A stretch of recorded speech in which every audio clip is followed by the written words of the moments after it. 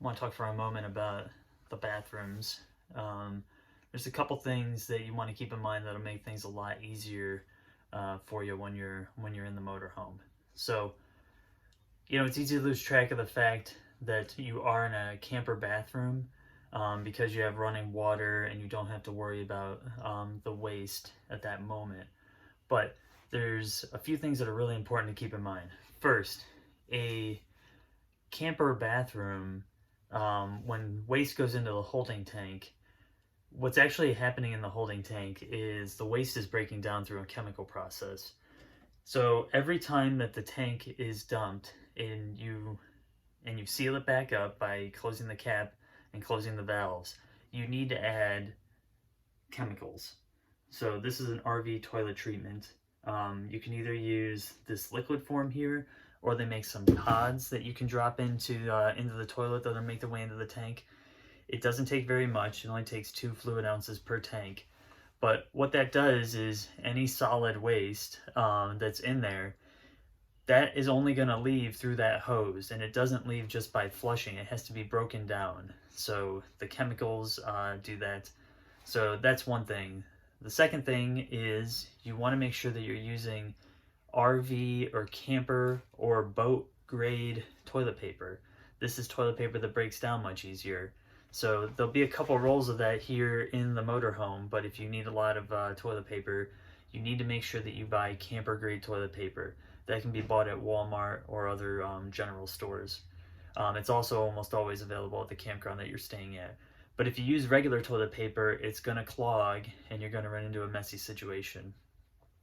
Also, it's probably a good idea if you're getting ready to dump the tanks before you leave that people maybe try and use a shower house or another available bathroom. Again, that's because you need to give time for waste to break down in the toilet or in the holding tank before you can dump it. The last thing is just putting these chemicals into the tank sometimes doesn't do you a lot of good if the tank is empty. So what you want to do is you want to add water into the tank. So you can do that just by stepping on the pedal down here at the bottom. There's no water on right now, but if you step on that pedal, that's what opens the tank for, or that's what flushes the toilet, so it opens the valve on the toilet, and then it sprays water into the toilet. So just step on the pedal for a few seconds, even as long as 15-20 seconds, just to get water in there so that this chemical has a chance to mix around and do its thing. So just take those few steps and that'll help keep everything pretty simple for you when you're on the road.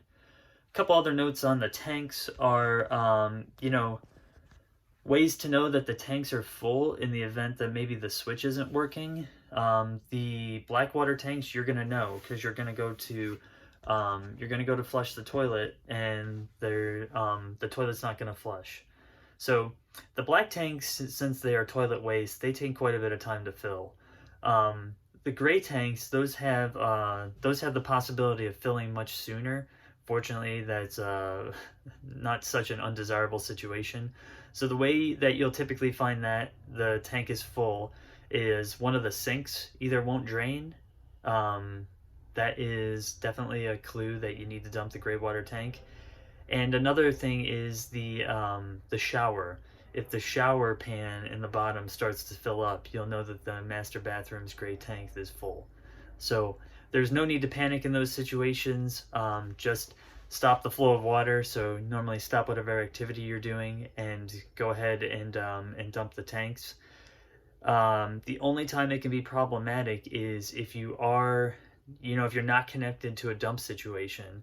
So if you're in a driveway, or if you are at a campground that doesn't have a sewer connection, the moment you notice that the tank is full, you need to stop what you're doing so that you can get that taken care of.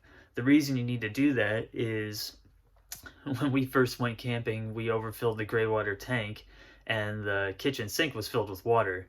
So now I had to drive the motorhome with a full sink of water, trying not to slosh it around. So that's a challenge. But if you're at a campground, normally they have a dump station. If you are at, if you're in a driveway somewhere, you definitely can't just dump that waste into a sewer. So what you need to do is you need to find a gas station, maybe a pilot gas station that has an RV dump facility. A turnpike rest area is another place that typically has dump facilities. Um, I just take a look on your phone. You can normally find one a lot closer than you would think. So you can pull into those locations, ask them if you can dump the tanks. There'll be a fee, probably like $10, but then you can dump them and get back to whatever you were doing.